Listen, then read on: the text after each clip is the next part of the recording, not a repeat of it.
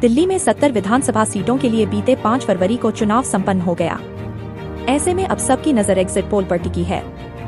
हालांकि चुनाव खत्म होने के कुछ ही देर बाद लगभग सारे एग्जिट पोल कंपनियों ने अपने आंकड़े रिलीज कर दिए। दिल्ली विधानसभा चुनाव के समाप्त होने के बाद तमाम एग्जिट के आंकड़े सामने आ गए हैं। इन एग्जिट पोल पर लगातार प्रतिक्रियाएं आ रही हैं। इसी कड़ी में आम आदमी पार्टी की बागी राज्यसभा सांसद स्वाति मालीवाल ने बड़ा बयान दिया है। उन्होंने कहा कि दिल्ली की जनता बहुत समझदार है। उन्होंने सोच समझ कर ही वोट किया है। एग्जिट पोल कभी सही होते हैं, कभी गलत होते हैं।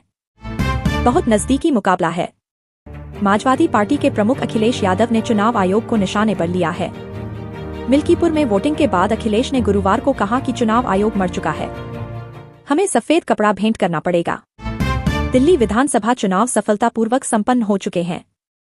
अब सभी को रिजल्ट का इंतजार है। मतगणना 8 फरवरी को होगी, लेकिन इससे पहले ही जनता को ये जानने की बेसब्री है कि दिल्ली में इस बार किसकी सरकार बनने वाली है। अब एग्जिट पोल भी आ चुके हैं, जिसमें 10 में से सिर्फ 2 पोल में आम आदमी पार्टी आगे नजर आ रही है। वहीं 8 पोल में बीजेपी सरकार आगे है, तो दिल्ली में भाजपा सरकार बनती नजर आ रही है। नतीजों से पहले संजय सिंह का बड़ा आरोप, बोले बीजेपी रच रही आपके साथ विधायकों को खरीदने की साजिश, 15 से 15 करोड़ का दिया ऑफर। दिल्ली की गद्दी पर कौन? इस पार्टी को मिल सकती हैं 38 सीटें, शेयर बाजार के दिग्गज का अनुमान। दिल्ली में विधानसभा चुनाव के लिए बुधवार को 60.42% वोटिंग हुई थी। सबसे ज्यादा नॉर्थ ईस्ट दिल्ली विधानसभा सीट पर 66.25% और सबसे कम साउथ ईस्ट सीट पर 56.16% मतदान हुआ था। दिल्ली विधानसभा 2025 चुनावों में कल यानी 5 फरवरी को 70 विधानसभा सीटों पर वोटिंग की प्रक्रिया पूरी हो गई है। दिल्ली के करोड़ों मतदाताओं ने हजारों उम्मीदवारों की किस्मत का फैसला कर दिया है।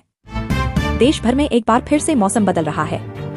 पहाड़ी इलाकों में बर्फबारी हो रही है, जिसका असर कई राज्यों में देखने को मिल रहा है। उत्तर प्रदेश में 20 से 30 किलोमीटर प्रति घंटे की रफ्तार से हवाएं चल रही हैं,